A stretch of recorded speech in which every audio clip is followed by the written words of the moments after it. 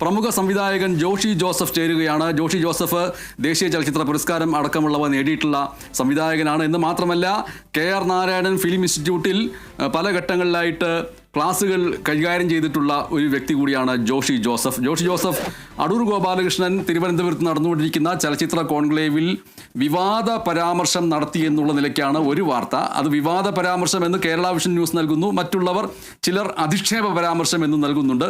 അദ്ദേഹം പറഞ്ഞിരിക്കുന്ന പ്രധാനപ്പെട്ട കാര്യങ്ങൾ കേരള ചലച്ചിത്ര വികസന കോർപ്പറേഷൻ SC വിഭാഗക്കാർക്കും അതേപോലെ തന്നെ സ്ത്രീ സംവിധായകർക്കും സിനിമ നിർമ്മിക്കാനും സംവിധാനം ചെയ്യാനും പണം നൽകുമ്പോൾ ആ പണം നൽകുന്നതിനോടൊപ്പം തന്നെ അവരിൽ നിന്ന് ഗുണപരമായ സിനിമകൾ ഉണ്ടാകുന്നു എന്ന് ഉറപ്പാക്കണം. അവർക്ക് പരിശീലനം നൽകണം. പ്രത്യേകിച്ചും SC വിഭാഗക്കാർക്കൊക്കെ പരിശീലനം നൽകണം.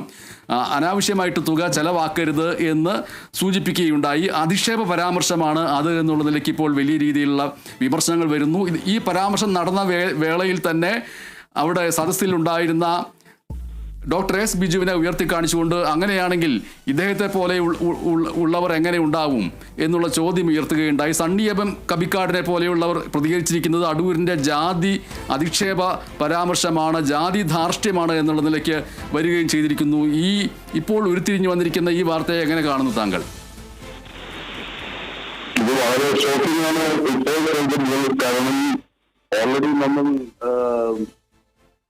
ഈ കന്യാസ്ത്രീ വിഷയത്തിൽ 2, 3, 4, 5, 6 മുഖങ്ങളിൽ സംസാരിച്ചുകൊണ്ടിരിക്കുന്ന ഒരു ഐഡിയോളജിക്കലായിട്ട് അടിസ്ഥാനപരമായി ഐഡിയോളജിക്കലായി ഏത് നിലപാടാണോ അത് സ്വീകരിക്കുന്നത്, ആ പാർട്ടി ചെയ്യുന്ന ഒരു കാര്യം ഛത്തീസ്ഗഡിൽ വോട്ട് കിട്ടാൻ വേണ്ടി ചെയ്യുകയും കേരളത്തിൽ അത് വിനയാകുകയും ചെയ്തപ്പോൾ എന്ത് ചെയ്യണമെന്ന് അറിഞ്ഞുകൂടാതെ ഓടി നടക്കും പോലെ അടിസ്ഥാനപരമായി ഒരു മനുഷ്യൻ എന്താണ് എന്ന് ഇങ്ങനെയുള്ള നിമിഷങ്ങളിലാണ് വെളിവാകുന്നത് എന്നതാണ് അടിസ്ഥാനപരമായുള്ള ആ സംഗതി. നമുക്ക് അങ്ങനെ പ്രത്യേകിച്ച് അങ്ങനെ ആ മുഖം കിട്ടാൻ വലിയ പ്രയാസമാണ്. കാരണം അങ്ങനെ ഒരു നിമിഷത്തിൽ അദ്ദേഹം പറഞ്ഞു പോകുന്നതാണ്. ഇത് മൈക്കിന്റെ മുമ്പിലാണ് എന്ന് അറിഞ്ഞുകൂടാതെ അങ്ങ് ചെയ്തു പോകുന്ന കാര്യമാണ്.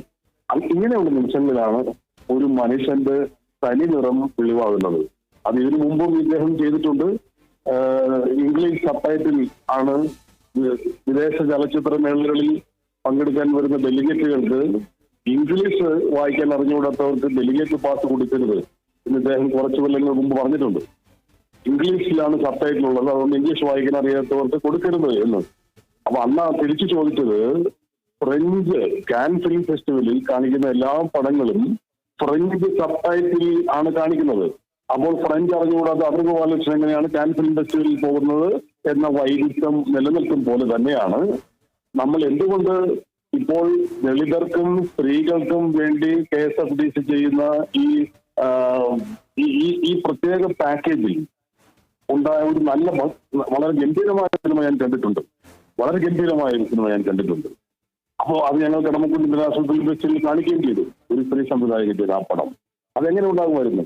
എന്തുകൊണ്ടാണ് ഇവർക്ക് മാത്രം ട്രെയിനിങ് കൊടുക്കണമെന്ന് അടൂർ ഗോപാലകൃഷ്ണൻ പറയുന്നത്?